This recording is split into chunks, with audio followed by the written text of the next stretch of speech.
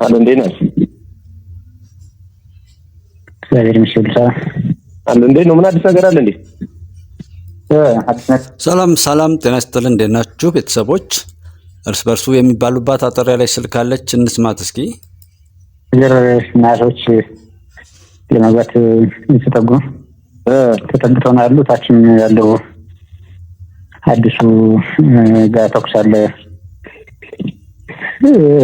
እንዴት እንደሆነ ዛሬ ተኩስ አለ። ዞሮ እዚህ ያሉትን ከኛ ያሉትን በሊት ወደ ጥላት ተጠግተው ነው ያደሩት በድብቅ። አድራጎናቸው ያሉት ታች አዲሱ ጋር ግን ያሉት ግን ገጥሟል። ማን አከፌር ጋር ረገጠው? ኃይል አለው እሱ ጋር አከፌር ጋር ኃይል አለ እንደገጠመው። ይሄ እንግዲህ እርስ በርሳቸው ተከፋፍለው ለመግጠምና ለመታኮስ ይሄን ያህል ውስጥ ሆነው እንደምትሰማቸው ድምጻቸው ሁሉ የሚያሳጣው በጣም ተስፋ የመቁረጥ አይነት ነገር ነው። እኔ ይሄን ሁሉ ነገር እየሰማችሁ ለምን ትሞታላችሁ? እስከዛሬ ድረስ ያደረሳችሁትን ክፉ በደል ህዝብም መንግስትም ይቅር ብሎ ወደ ሰላም ነው ስትባሉ ያንን ተጠቅማችሁ ለመምጣት በዚህ ልክ ምን አይነት የተረገማችሁ ብትሆኑ ነው? ምን አይነት የኃጢአት ፍሬዎች ብትሆኑ ነው? ለማን ደስ ይበለው?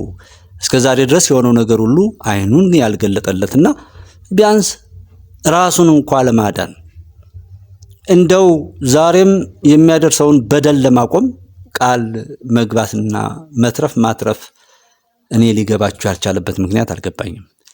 ይሄው ገጥመው እንደዚህ እየተደራረጉ ናቸው። እንግዲህ እየሰማችኋቸው ነው። ያረገጠው ኃይል አለው እሱ ጋር አከፌር ጋር ኃይል አለ እንደገጠመው እስኩ አድራጎናቸው ያሉት ታች አዲሱ ጋር ግን ያሉት ግን ገጥሟል። ማን አከፌር ጋር ረገጠው? ኃይል አለው እሱ ጋር አከፌር ጋር ኃይል አለ እንደገጠመው እስኩ አረባከ አሁን እኮ ገጥሟል ብለው ደውለው እናንተስ እንዴት ነው?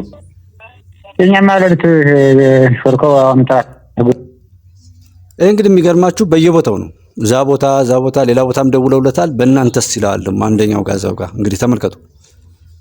እኔ ምን አይነት ኃጢአት ብዛት እንደሆነ አላቅም። ያው የዘራነውን ነው እያጨርን ያለ ነው በመላው ዓለም ላይ እንደምታውቁት።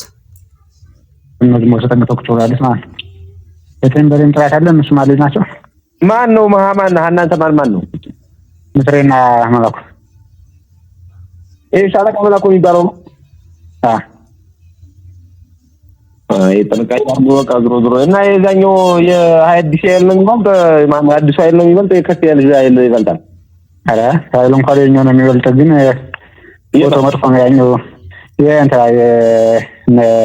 የነክንስ ማለት የከፍሽ እነሱ ነው የሚበልጠው ግን ያኛው ቦታ ቀድሞ ተራራ ይዟል። ዲስካውን ተራራ ያጥምዱ ምናምን በዲስካውንት እያላቸው ነው ያስጠጋቸው ማጥቃት ለመግባት አላስጠጋቸው። እስካሁን ሶስቱንም እንትን አዲስ ነው እንዲያዘው። አረ አንድ ነው ሁለት ነው። አንዱ እንኳን ተደብቆ ይመስለኛል ያለ አንደኛው እሱ ነው።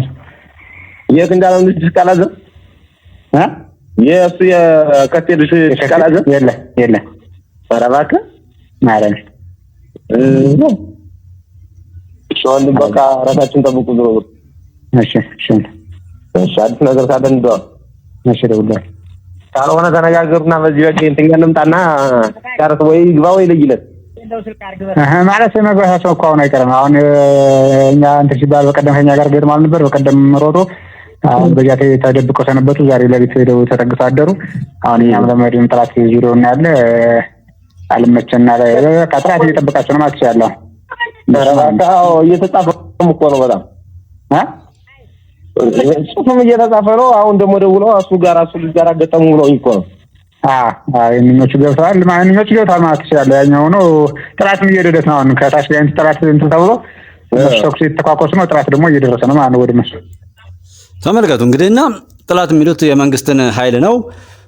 እንደውም እነሱ በዛ እየተጠበቁ ነው ሄደን እንዳናጠቃቸው እንኳን ተብሎ እርስ በርሱ ለመጋጨት እንጂ ነገሩን አግባብቶ ምን ብሎ ተግባብተው እንኳን ለመትረፍ ራሳቸውን ለመጠበቅ ያለውን ነገር እንኳን እንደው ሂሳብ ለመስራት የማያስችል አቋቋም እኔ ትናንትናም ጀምሮ ብናገርም ቢያንስ ግን ዛሬ ከ2-3 ዓመታት በኋላ ሁሉ ነገር የሆነውን ብቻ በማየት በስሜት ይነዳ በፕሮፓጋንዳ ተሳስቶ ያብድ የነበረው ሁሉ በተማረበት ሰዓት ዛሬ እንኳን እኔ አለመንቃት ምን አይነት መረገም እንደሆነ አይገባኝም። ለማንኛውም አትሙቱ፣ አትግደሉ፣ እባካችሁ አትሙቱ፣ አትግደሉ። በሁለቱም ጠላት ነው የሚያተርፈው። እናንተ የተሰራችሁት አጥፍታችሁ እንድጠፉ እንደሆነ አውቃለሁ። በተለይ በኦሮሚያ ክልልና በአማራ ክልል ላይ የትኛውም የፖለቲካ ፓርቲ ጨምሮ ከድሮ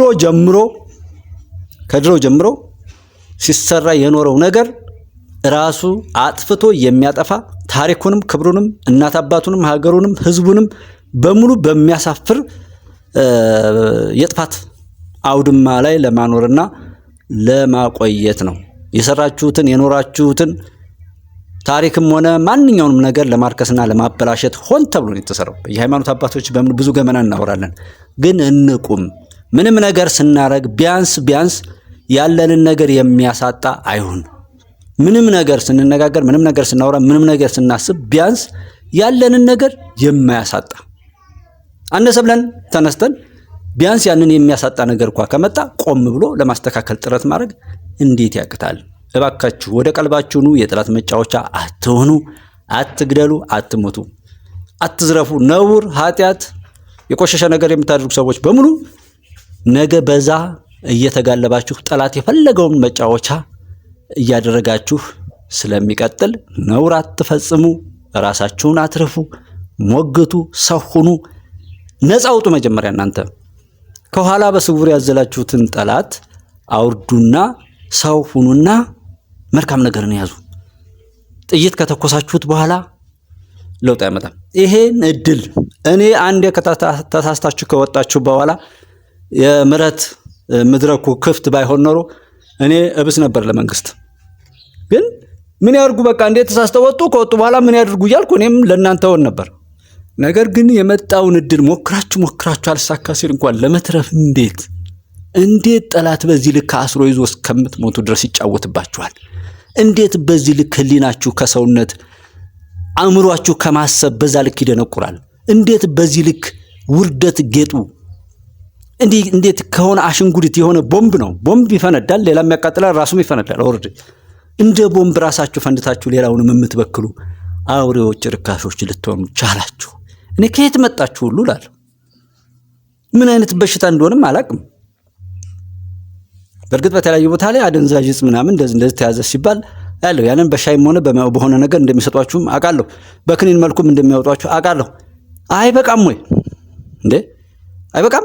ያ ክኒኑ የብዙ ቀን ነው እንደሚሰራው። እኔ በቀን ወር እንደዚህ ነው የሆነ ድርጊት ነውር የሚባል ነገር እያደረጋችሁ ከማፈር ይልቅ በዛ እንደ ድል እንድትቆጥሩት እንደ ድል እንድትፈክሩበት ያንን የሰራችሁትን ነውር በሙሉ ደግሞ ለሚጋልባችሁ ጠላት አሳልፋችሁ እየሰጣችሁ ሪከርድ እየተመዘገበባችሁ የትኛውም ቦታ ላይ ብትሆኑ እናንተ ቀብር ብቻ ስትሞቱ ስትቀበሩ ብቻ ነፃ እንድትወጡ ወይም ቀብር ብቻ ሰላማችሁን የሚሰጣችሁ ምናልባት እዛ ሰማያዊን ህይወት ያ ስልጣኔ ሌላ ስለሆነ ካልሞታችሁ በስተቀር እረፍት የምታጡበትን አሻጥርና ወጥመድ አጥምዶ ነው ጠላት እየሰራ ያለው። ምታወራት እያንዳንዷ ነገር ሪከርድ ትደረጋለች፣ ትመዘገባለች። የምትሰሩት እናንተም ደግሞ የሰራችሁትን ነውር በቪዲዮ ልካችሁ ነው በጀት የምታስለቅቁ። ከውጭ ያሉ ቆሻሾችም ይህንን የረከሰ የደም ንግዳቸውን እያደረጉ ነው። የኢትዮጵያ አምላክ ይፈርዳል። የትኛውም ዓለም ላይ ሰላም ይሁን ከተባለ ኢትዮጵያን የነኩ ሀገራት ከኢትዮጵያ ላይ ይውጡና ኢትዮጵያን ይቅርታ ይጠይቁ። ኢትዮጵያን ለማጥፋት የኢትዮጵያን ሕዝብ በብሔር በዘር የሚያጣሉ ሰዎችን እያሰሩ ሲሆን እዛው ባለው የሰሩትን ነገር ተናዘው ባሉበት ሀገር ላይ የሆነ አክሽን ቢወስዱ አሜሪካ ውስጥ ያሉት ለአሜሪካ መከራ አውሮፓ ላይ ላለው ይሄ አሁኑ ጅማሮ ነው። የትኛውም ዓለም ላይ ያለው እስካኖርን በደንብ ነው የምንኖረው፣ ከጠፋን በደንብ ነው የምንጠፋው። ከሌህን ያህል የሚያጠፋ መሳሪያ ብቻ ነው የሚወራው። ዓለም እየተዘጋጀች ያለችው ለመጥፋት ነው። ሁሉም በሰራ ነው እየጠፋን ያለ ነው።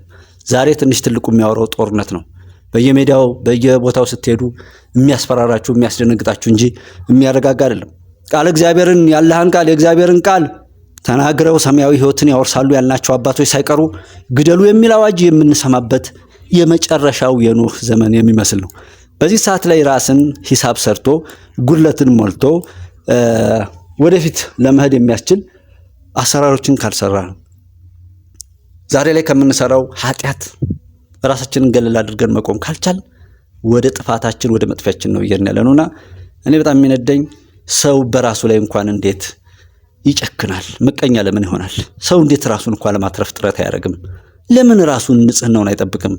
ምንም ሀብት ቢኖረው ከንቱ እኮ ነው። ሰብእና ነው የፈረሰው። ሰውኑን ከብሔር እንውጣ። ሰው የሚለው ከፍታ ላይ ቆመን ሌሎችንም እጃቸውን ወደዛ ከፍታ ይዘን ለመውጣት ጥረት እናድርግ። ምናልባት ይህንን ድምፅ የሚሰማ ሰው እንኳን ካለ ራሱ ሰው ቢሆን ብዙ ሰው ያድናል። ሰዎችን ነው አንዱ አንዱን ይደግፍ። የሚጠቅም ነገር ላይ እንተባበር። ቀብር ላይ አፋችንም አይናችንም አፍንጫችንም እጃችንም ገንዘባችንም ጤናችንም ሆነ እንደዚህ የሰዎችን የፍጥረታትን መከራና ጩኸት ደማቸውንና እንባቸውን የሚያፋስስ አይሁን። በተቻለ አቅም እኛ በተናገርነው፣ እኛ በሰራነው፣ እኛ ባወራነው፣ እኛ በሰጠነው፣ እኛ በደገፍነው፣ እኛ ማንኛውም በተሳተፍንበት ነገር ላይ የሰዎች እንባ የሰዎች ደም እንዳይፈስ እንጠንቀቅ። የትኛውም ዓለም ላይ ነገሩን ላስተካከል ካለ ፈጣሪ በፈቀደለት መርህ ይጓዝ። በፈጣሪ ላይ እየተመጻደቀ ደግሞ መጥፋት አለበት። ብዙ ነውር እኮ ነው ያለው። ጾታ እስከ መቀየር ድረስ የደረሰች ዓለም እኮ ናት። ገልብጦ መንፋት፣ ሰውን ከእንስሳ ጋር ማጋባት፣ ወንድ ከወንድ ሴት ከሴት በመርሁ መኖር ያቃተው በሙስና በቆሸሸ ነገር ላይ ከዛ ነገር ከመጸጸት ይልቅ እኮ ይባስ ብሎ የኃጢአት ድሪቶ እኮ ነው ሰው እየደረተ ያለው። ዛሬ እኮ የኃጢአተኞች ስላቅና ጭብጨባ ያበሸቀጣት የቆሸሸች ዓለም ነው ያለችው። ለማንኛውም ፈጣሪ ይፈርዳል።